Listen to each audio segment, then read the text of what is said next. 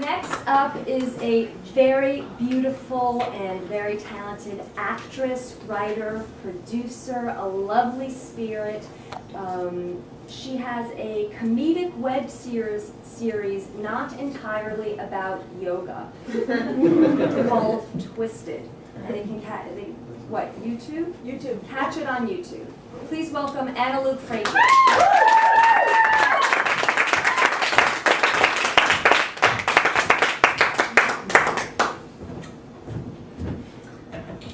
So, if you haven't heard enough about energy work and yoga, I'm here for you.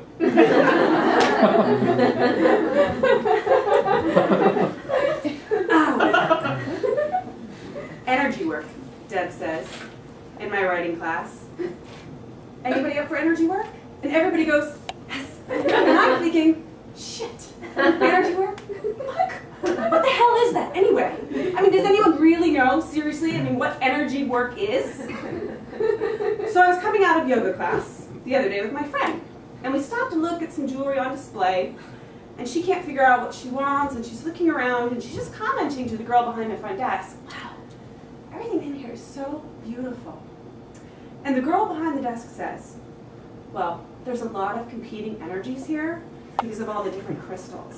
And the crystals each have their own unique energy. And so the space just has too much going on.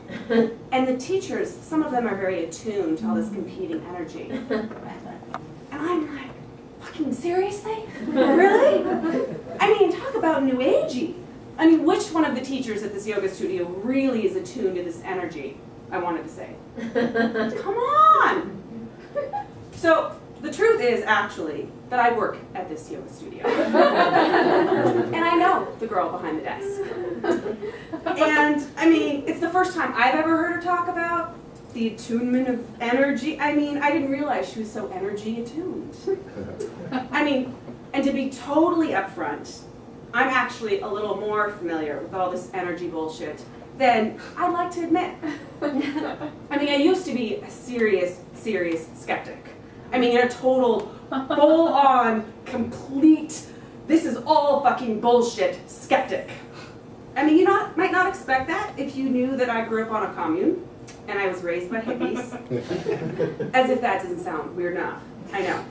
But honestly, I was not exposed to the wacky weirdness until I moved to Portland, Oregon.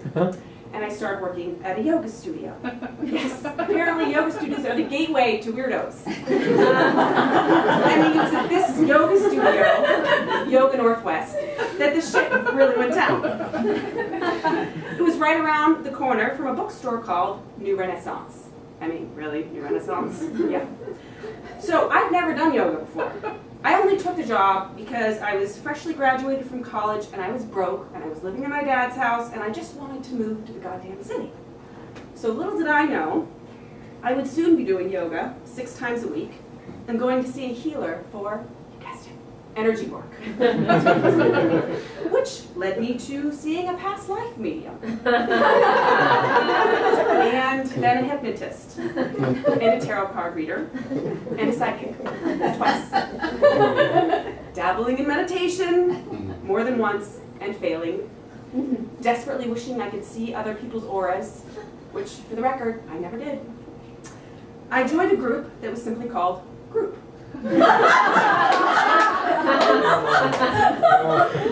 Which was basically group therapy, led by the healer guy who doubled as a therapist. Going to this group became my church. We spoke our truth and used each other to work out our life issues. We did yoga. Most of us were teachers at the yoga studio. And we tried all the latest health trends from kombucha to greens, which is something that you put in your water, to cell energy, which is something even weirder that you put into your water. And it was all in the name of optimum health. I went so far down this rabbit hole that I barely recognized myself by the time I came out. I should have probably been seeing a real therapist. Meaning one that was actually, licensed. Oh, did I forget to mention that the healer guy who doubled as a therapist, who everyone was going to for therapy, didn't have a license, never gone to school for therapy. I know, it sounds fucking crazy. And yet here it was happening, all these seemingly sane, grounded people going to see this healer, therapy, guru, who was more like a psychopathic cult leader in the making. But of course, I didn't know that then. I mean, I was so skeptical of this so-called healing powers. But everyone at the yoga studio couldn't stop talking about him. I mean, it's just my nature. I'm skeptical, but my boss, Marianne, who was also the owner of the yoga studio, my coworkers, my friends who came to the studio, everyone was talking about how amazing Rick's healing powers were. And I was intrigued. I mean, who wouldn't be? I think many of us feel a need to be healed by, whatever ails us. A bum knee, a broken heart, fucked up childhood. I mean, all of it, right? And what were my issues? I mean, honestly, I was in so denial I didn't think I had any issues. And I just told myself I was going out of curiosity.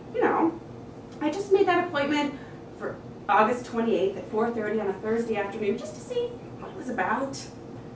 He was 45 minutes late, by the way, which I sort of expected because everyone had warned me that he was always, always, always late. This turned out to be, sadly, very accurate. And one thing you could always count on him. He was definitely going to be late. The office that we met at was not his office. He was using it as a favor from a friend, whose office was actually used for colonics. Yet another thing that I thought I would never do, a colonic, and yet found myself doing only a year later. I was waiting outside the office when he finally showed up, and he quickly disarmed my annoyance by his winning humor as we walked into his friend's colonic office, which to my relief looked normal enough. There was a nice cushioned chair in front of a wooden desk that faced the wall with a chair next to it that I sat in while he sat at the desk, and a long table in the center of the room that was used for what later was his energy work. He had light brown hair that was almost blonde in places, and he was casually dressed, loose khaki pants, light sweater, and he had these light blue eyes that you could almost swear he was laughing, because it always seemed like he was, and there was just little childish mischief in them.